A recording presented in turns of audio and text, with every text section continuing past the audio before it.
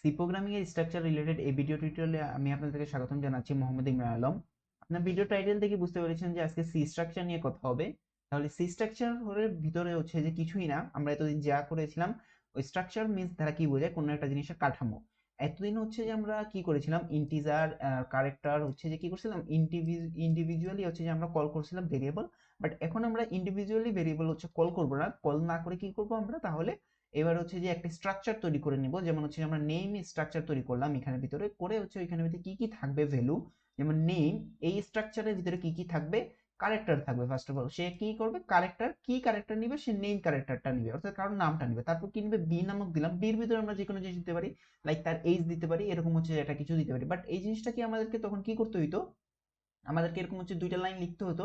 এবং structure use করার হচ্ছে বেনিফিটটা আমরা কোথায় পাবো, স্ট্রাকচার ইউজ করার বেনিফিটটা আমরা পাবো একই স্ট্রাকচার আমরা দুই তিনটা ভেরিয়েবলের জন্য ইউজ করতে পারবো, অর্থাৎ একাধিক পার্সনের জন্য আমরা ইউজ করতে পারবো একই ভেরিয়েবল। ঠিক আছে, তো স্ট্রাকচার কল করার হচ্ছে দুই ধরনের পদ্ধতি, একটা হচ্ছে গ্লোবাল আর একটা হচ্ছে লোকাল। আমি হচ্ছে কোড ব্লকসে চলে আসলাম। এখন হচ্ছে যে আমি এখানে ভিতরে করছি কি, ক্যারেক্টার নিচ্ছি এবং হচ্ছে যে নেম লিখতেছি। ঠিক আছে, তারপর হচ্ছে আমি লিখতেছি এই ইন্টিজার এ নামক একটা ভেরিয়েবল নিয়ে নিচ্ছি, এইজ লিখে হচ্ছে যে একটা ভেরিয়েবল নিয়ে নিচ্ছি। ঠিক আছে, এবং আমি এখানে ভিতরে নিচ্ছি স্ক্যানএফ, তারপর হচ্ছে যে দিচ্ছি পার্সেন্ট পার্সেন্ট এস, দেন হচ্ছে আমি এখানে ভিতরে দিচ্ছি কি অ্যাড্রেসিং নেম। ঠিক আছে, সেই নেমটাকে নিবে পার্সোনাস অ্যাড্রেসিং নেম। তারপর আমি এটাকে কপি করতেছি, তারপর আমি এখানে ভিতরে কি করব, এইজ লিখে দেব, এইজ। এবং হচ্ছে এই যেহেতু ডাটা টাইপ ইন্টিজার, তাহলে এখানে পার্সেন্ট দিয়ে দেবো। এবং হচ্ছে যে এখানে ভিতরে নেম ক্যারেক্টার ইউজ করছি, স্ট্রিং আমি এই একটা ঢোকাতে যাচ্ছি, অর্থাৎ একটা স্ট্রিং এখান থেকে ইনপুট নিতে যাচ্ছি। এই কারণে হচ্ছে আমি এখানে একটা সাইজ বলে দেবো, আমি 100 দিয়ে দিলাম। এরপর হচ্ছে আমি এটাকে কপি করি, এই এতটুকুকে কপি করে এখানে ভিতরে নিয়ে আসি। এবং হচ্ছে যে আমি এখানে ভিতরে প্রিন্ট এফ লিখি এখন। ঠিক আছে, আমি এখানে প্রিন্টএফ লিখে দিলাম এবং হচ্ছে যে আমি ঠিকই আউটপুট দিচ্ছি। এবং এই জায়গাতে আমি হচ্ছে যে এখন প্রিন্টএফ লিখে দেবো, প্রিন্টএফ। ঠিক আছে, এবং হচ্ছে আপনারা বুঝতে পারতেছেন অ্যাড্রেসিং সাইনটা ইউজ করা যাবে না। আমি হচ্ছে রান দেই, ইমরান লেখাটা লিখি এবং 18 দেই। দেখতে পাচ্ছেন ইমরান 18 লেখাটা প্রিন্ট হয়েছে।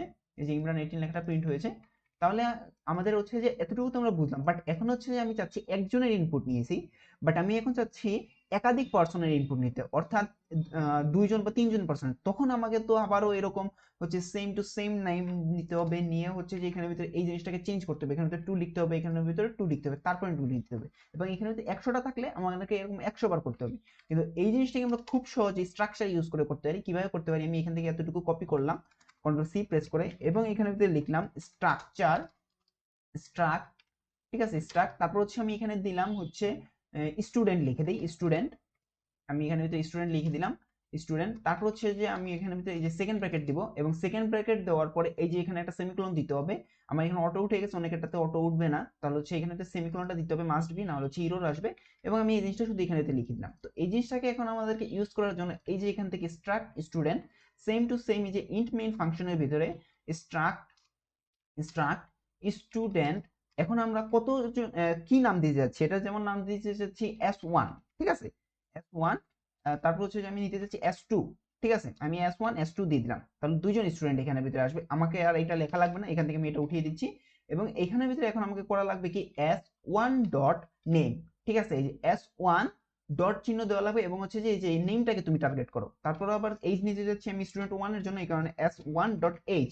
এখন আমি এটাকে কপি করি আবারও, আমি হচ্ছে কপি করে এখানে আবার পেস্ট করি এবং হচ্ছে 2 দেই। এরপর হচ্ছে যে 2 দিলাম। ঠিক আছে, এবং হচ্ছে আমি এখান থেকেও এতটুকু কপি করি, কপি করে নিয়ে আসলাম। এবার এই হচ্ছে এখানে হচ্ছে আমি S1 স্টুডেন্টের ডাটাটাকে প্রিন্ট করতে চাইছি, এখানে S1 ডট দিতে হবে। তারপর হচ্ছে আবার S1 এর এইচ প্রিন্ট করতে চাইছি, অর্থাৎ স্টুডেন্ট 1 এর, এখানে হচ্ছে স্টুডেন্ট S1 দিলাম। তারপর হচ্ছে আমি স্টুডেন্ট 2 দিতে দিতে যাচ্ছি এবং হচ্ছে ডট চিহ্ন দিতে হবে। আমি যদি ওইটাকে ইউজ করতে চাই তাহলে কি করতে হবে, ডট চিহ্ন দিয়ে এভাবে হচ্ছে ইউজ করতে হবে। ঠিক আছে, এখন যদি আমি এই প্রোগ্রামটাকে রান দেই, এবং আমি ফার্স্টে লিখলাম ইমরান, তারপর আমি যদি লিখি 18, তারপর যদি আমি এখানে লিখি আলম 20, তাহলে দেখুন এই যে ইমরান 18 আলম 20 চলে আসছে। এখানে ভিতরে আমি হচ্ছে কি করি, একটা নিউ লাইন দিয়ে দিই, তাহলে হচ্ছে যে দেখতে আরো প্রোগ্রামটাকে হচ্ছে যে সুন্দর লাগবে। আমি এখানে ভিতরে এখন হচ্ছে যে দিয়ে দিচ্ছি নিউ লাইন, এবং হচ্ছে আমি নিউ লাইন দিয়ে ইমরান 18 আলম হচ্ছে আমি দিলাম, তারপর হচ্ছে 20 দিচ্ছি। দেখুন এই যে ইমরান 18 এবং হচ্ছে আলম 20 লেখাটা সুন্দরভাবে প্রিন্ট হলো। এই জিনিসটা স্ট্রাকচার ইউজ করে আমরা হচ্ছে খুব সহজেই কি করতে পারি, একাধিক স্টুডেন্টের ডাটা ইনপুট নিতে পারবো এবং হচ্ছে আউটপুট করতে পারবো। শুধু একটা ভেরিয়েবল কল করছি এবং তারপরে S1 S2 করছি। এই যে আমি এই যে মেথডটাকে ইউজ করলাম, এটাকেই বলা হচ্ছে যে গ্লোবাল ভেরিয়েবল। ঠিক আছে, গ্লোবাল স্ট্রাকচার। বাট এই লেখাটাকে যদি এই উপরে যে লিখছি এই লেখাটাকে যদি আমি এইখানের ভিতরে লিখতাম, তাহলেই হচ্ছে যে এই ইন্ট মেইন ফাংশনের ভিতরে লিখতাম, তাহলেই এটাকে বলা হতো হচ্ছে লোকাল স্ট্রাকচার। ঠিক আছে, এইখানের ভিতরে গ্লোবালি ইউজ করার আমাদের বেনিফিটটা হচ্ছে আমরা এখানে একাধিক ফাংশনের ভিতরে হচ্ছে যে সেম নামে হচ্ছে কল করে এটাকে ইউজ করতে পারবো। বাট যখন হচ্ছে লোকালি ইউজ করবো তখন হচ্ছে সেম নামে কল করে আমরা এটাকে ইউজ করতে পারবো না। এটা হচ্ছে যে আমাদের একটা মানে বেনিফিট গ্লোবালি ইউজ করলে। তাহলে হচ্ছে যে আপনারা অথবা এই ভিডিও টিউটোরিয়াল দেখে এখন বুঝে গেছেন যে স্ট্রাকচার রিলেটেড বিষয়টা আসলে কি। এভাবে হচ্ছে যে আমরা স্ট্রাকচার তৈরি করে হচ্ছে যে কি করতে পারবো, একাধিক স্টুডেন্ট অথবা হচ্ছে এমপ্লয়ার ডাটা ইনপুট নিতে পারবো। তো এই ভিডিও টিউটোরিয়ালটা এতটুকুই থাকতেছে, ভালোভাবে বাসায় প্র্যাকটিস করবেন এবং খুব শীঘ্রই হচ্ছে যে C programming related problem solving এর ভিডিও চলে আসবে। তাহলে মিস না করতে চাইলে সাবস্ক্রাইব করে ফেলবেন। আর হচ্ছে যে ডাটা স্ট্রাকচার রিলেটেডও হচ্ছে যে একটা ভিডিও টিউটোরিয়াল চলে আসবে। তো মিস যদি এগুলো না করতে চান তাহলে চ্যানেলটাকে এখনই সাবস্ক্রাইব করে ফেলুন। তো এই ভিডিও টিউটোরিয়ালটা এতটুকুই থাকতেছে।